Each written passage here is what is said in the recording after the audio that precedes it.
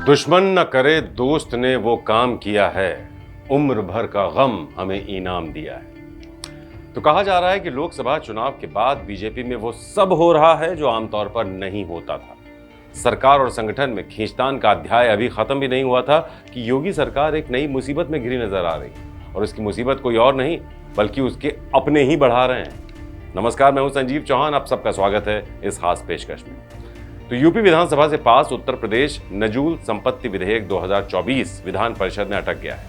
विपक्ष की सबसे बड़ी पार्टी सपा तो इसका विरोध कर ही रही है, लेकिन सबसे ज्यादा हैरानी इस बात की है कि बीजेपी प्रदेश अध्यक्ष भूपेंद्र चौधरी खुद विधेयक के विरोध में खड़े हो गए। चौधरी के प्रस्ताव पर विधेयक को प्रवर समिति को सौंप दिया गया है। आपको बता दें कि डिप्टी सीएम केशव प्रसाद मौर्य विधान परिषद में नेता सदन है। जिस वक्त इस विधेयक पर चर्चा हो रही थी, भूपेंद्र चौधरी के अलावा दोनों डिप्टी सीएम केशव प्रसाद मौर्य और ब्रजेश पाठक साथ बैठे हुए थे।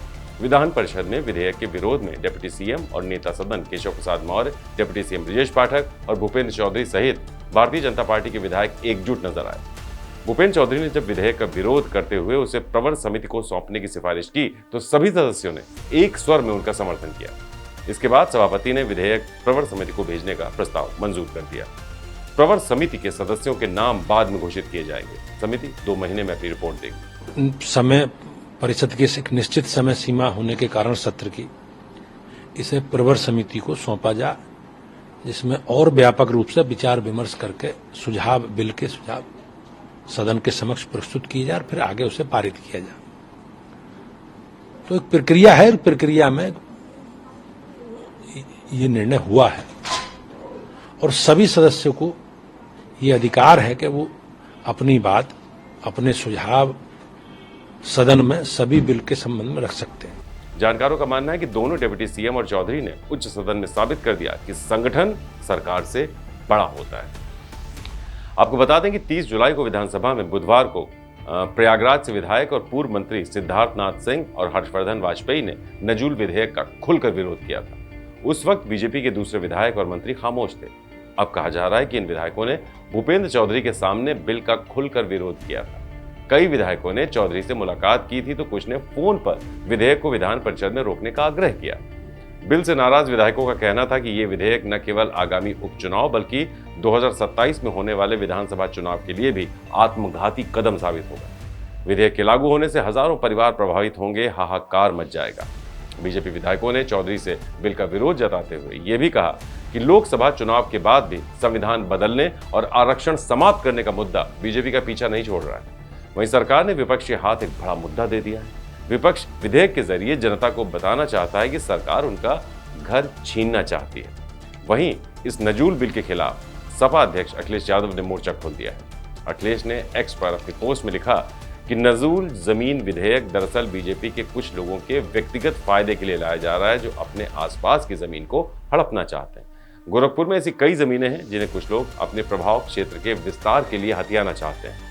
आशा है मुख्यमंत्री जी स्वतः संज्ञान लेते हुए ऐसे किसी भी मंसूबे को कामयाब नहीं होने देंगे।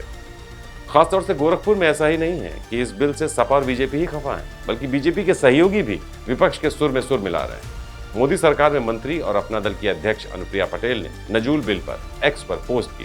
प्रिया ने लिखा कि बिना व्यापक विमर्श के लाया गया ये विधेयक न सिर्फ गैर जरूरी है बल्कि लोगों की भावनाओं के खिलाफ है। यूपी सरकार को इसे तत्काल वापस लेना चाहिए। जिन अफसरों ने गुमराह किया है उनके खिलाफ सख्त कार्रवाई होनी चाहिए। वहीं योगी सरकार के मंत्री संजय निषाद भी इस बिल के खिलाफ है। 2027 चुनाव है, 2029 चुनाव है। हम किसी को उजाड़ेंगे तो क्या हमें निषाद पार्टी एनडीए को छोड़ेगा थोड़ी, वो भी वोट काहे को देगा? सीधा सवाल है। फिर जो उसको हम नोटिस देंगे, उजाड़ने की कोशिश करेंगे, उसे डिस्टर्ब करेंगे, उसके जिंदगी में खलल डालें। हमारा कहना है, इसमें एक राय है कि जो नजूल की भूमि पर कोई बड़ा आदमी बसा है तो जितना बसा हो उसको भी छोड़ दिया जाए, जो खाली पड़ी हुई जमीन है उसे ले लिया। लेकिन जो है बिलो 9 है, जिसके पास केवल मकान है और थोड़ी सी दरवाजे पर जमीन है, तो वो उसको तो उसी किसी भी तरीके से किराए पर दे दिया जाए, उसे कुछ भी ले लिया जाए, उसे सहयोग लिया जाए भारत देश को चलाने के लिए, लेकिन उजाड़ने का प्रयास नहीं। अभी बहुत जमीनें हैं बुंदेलखंड में। कांग्रेस विधायक आराधना मिश्रा ने कहा कि ये बिल सरकार की नीयत पर सवाल खड़े कर रहा है। आज की तारीख में सरकार ने उसी कानून में ये अमेंडमेंट किया है कि अब आपको जो पैसा आपने जमा किया, 2 किश्त 3 किश्त जमा की, और आगे भी अगर आप करना भी चाहते हैं तो अब सरकार ने उस प्रोविजन को खत्म करते हुए कहा है कि आप अपना पैसा जो आपका जमा है सरकार के पास, उसको आप वापस ले लीजिए और इंटरेस्ट भी ले लीजिए, स्टेट बैंक का जो कंपाउंड इंटरेस्ट है वो ले लीजिए, पर आप तत्काल जमीन खाली कर दीजिए। मैं ये जानना चाहती हूँ, ये सवाल जानना चाहती हूँ, पूछना चाहती हूँ, जो हमारा संशोधन भी उस पे है कि ये किस उससे कर रही है सरकार। अगर आपने एक प्रोविजन दिया था तो एक सामान्य व्यक्ति का वो उतना ही अधिकार है जितना सरकार का है। कानून तो सबके लिए बराबर है। जनसत्ता दल लोकतांत्रिक के विधायक रघुराज प्रताप सिंह उर्फ राजा भैया भी नजूल बिल के खिलाफ हैं। उन्होंने कहा कि ये बिल जनता के हित में नहीं। नजूल पे जो विधेयक आया है उसका हम लोगों ने विरोध किया है, क्योंकि ये जनता के हित में नहीं है।